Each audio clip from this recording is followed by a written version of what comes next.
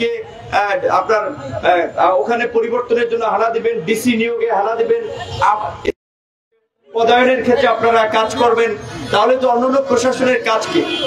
আজকে বুয়েটের ছাত্র আবরার ফাহাদকে আমরা স্মরণ করছি, অনেকেই তো মারা গিয়েছে, অনেক ছাত্ররা। আবরারকে আমরা কেন স্মরণ করছি, তার বিশেষত্বটা কি? 2019 সালে যখন বুয়েটে স্ট্যাম্প দিয়ে ছাত্রলীগের নেতা কর্মীরা আবরারকে পিটিয়ে হত্যা করেছিল, এটা বলতে হবে বুয়েটের আমাদের বাইরে যদি অখুশি হন, আমার বিরুদ্ধে যদি কটু কথা বলেন, সমালোচনা করেন, তারপরে বলতে হবে বুয়েটের ছাত্ররা তখন সাহস পায় নাই আন্দোলন করার জন্য। তার এই যে নির্যাতনের যে সিসিটিভির ফুটেজ, সেটি দেখা নিয়ে প্রক্টরের সাথে বাদ বিতণ্ডতা হচ্ছিল। আমাদের কাছে খবর আসছিল, আমরা তখন ডাকসুতে ছিলাম, তখন আমরা ডাকসু থেকে যারা ক্যাম্পাসে ছিল, সে সময় শামসুন্নাহর হলের ভিপি ছিল ইমি, তারপরে এজিএস ছিল ফাতেমা তাসলিম, ছাত্র ফেডারেশনের উমামা, এরকম আরো যারা ছিল, আমাদের ছাত্র অধিকার পরিষদের নেতা কর্মী সহ, আমরা তখন বৃষ্টিও ছিল, মিছিল সহকারে বুয়েটের দিকে যাই ছাত্রদেরকে অভয় দিতে, যে বুয়েট তোমার ভয় নাই, আমরা আছি লাখো ভাই। তখন আমরা বৃষ্টির মধ্যে মিছিল করে পরিষ্কার ভাবে আলটিমেটাম দিয়েছিলাম যে আবরারের হত্যাকারীদেরকে গ্রেফতার করতে হবে।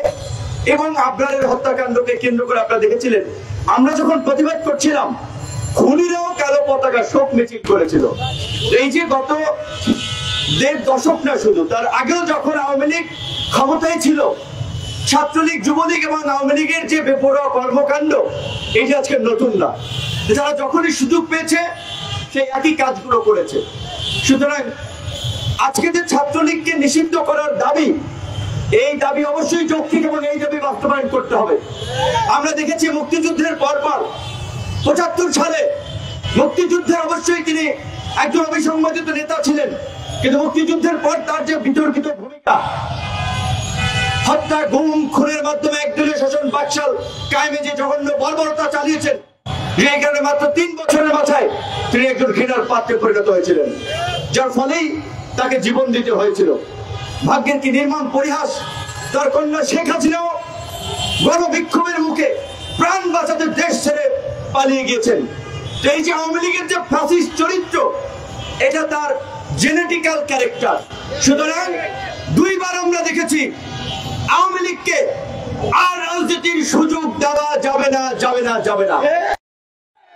এই আওয়ামী লীগ বাংলাদেশের প্রশাসনকে কলুষিত করেছে, এই আওয়ামী লীগ বাংলাদেশের শিক্ষা ব্যবস্থাকে ধ্বংস করেছে, এই আওয়ামী লীগ বাংলাদেশের মানুষের ধর্মীয় মূল্যবোধকে আঘাত করে বাংলাদেশকে উগ্রবাদী, জঙ্গিবাদী, সাম্প্রদায়িক রাষ্ট্র হিসেবে বহির্বিশ্বে পরিচিত করিয়েছে। এবং বাংলাদেশের ছাত্র জনতা গণ অভ্যুত্থানের মাধ্যমে যখন আওয়ামী লীগের পতন ঘটিয়েছে, তখন আওয়ামী লীগ ভারত গিয়ে আশ্রয় নিয়েছে, ভারতে গিয়ে নতুন ষড়যন্ত্র করছে। এসবির প্রধান মনির কিংবা স্বরাষ্ট্রমন্ত্রী আসাদুজ্জামান খান কামাল, শেখ হাসিনা, ওবায়দুল কাদের, সবার নিরাপদ আশ্রয়স্থল হয়েছে এখন ভারত। তো কাজী ভারতকে আমরা পরিষ্কার ভাবে বলতে চাই, তারা যদি আমাদের সাথে বন্ধুত্ব করতে চায়, সেই বন্ধুত্ব হবে মর্যাদার ভিত্তিতে, গোলামের ভিত্তিতে নয়। আজকে আবরার ফাহাদ ভারতীয় আগ্রাসনের বিরুদ্ধে আন্দোলন, লড়াই, সংগ্রামের প্রতীক। 7ই অক্টোবরকে আমরা আগ্রাসন প্রতিরোধ দিবস হিসেবে প্রতি বছর আমরা পালন করব। আজকে অনেক সংগঠন পালন করছে, ভালো, কিন্তু গত বছর কয় সংগঠন পালন করেছে, কয়টা প্রোগ্রাম দেখেছেন? অবশ্যই সবাই প্রোগ্রাম করুক, ভালো, কিন্তু আমি বলছি যে প্রতিকূল সময়ে কয়েকটি মানুষ ভয়েস রেজ করেছে। ঢাকা বিশ্ববিদ্যালয়ের ডাকসুতে 2019 সালের 22শে ডিসেম্বর বর্বর হামলার শিকার হয়েছিলাম। কয়েকজন ছাত্র তরুণকে প্রতিবাদ করতে দেখেছেন, পরিস্থিতির কারণে ঠিক অনেকেই করতে পারে নাই, আজকে কথা বলছে, এটি ভালো দিক, কিন্তু অবশ্যই সেটা যৌক্তিকতার ভিত্তিতে, প্রেক্ষাপটকে বিবেচনা করে মাথায় রেখে কথা বলতে হবে। এই সরকারকে ব্যর্থ এবং অকার্যকর করার জন্য নানান ধরনের তৎপরতা, দেশি বিদেশি তৎপরতা চলছে। কারণ এই সরকারকে ব্যর্থ করে আরেকটা নিয়ন্ত্রিত সরকার, কিংবা তারপরে নির্বাচনের পরে আরেকটা দুর্বল সরকারের মাধ্যমে যেন বিদেশি প্রভুরা যেন বাংলাদেশের উপরে ছড়ি ঘোরাতে পারে। তাই আজকে বিপ্লবী ছাত্র জনতার প্রতি আমাদের আহ্বান থাকবে, যার যার জায়গা থেকে আমরা আমাদের নিজেদের কাজটি করি। রাষ্ট্র সংস্কার, সংবিধান সংস্কার, আইনের সংস্কার, নিজেদের মানসিকতার যদি পরিবর্তন না করি, সমাজের পরিবর্তন না করি, রাষ্ট্র অধিকার পরিষদ তৈরি হয়েছে বলেই আজকে আমি ডাক্তার ভিপি নূর তৈরি হয়েছি, ছাত্র অধিকার পরিষদ তৈরি হয়েছে বলেই আজকে দুজন উপদেষ্টা তৈরি হয়েছে। রাষ্ট্র সংস্কার, সংবিধান সংস্কার করে কিচ্ছু হবে না।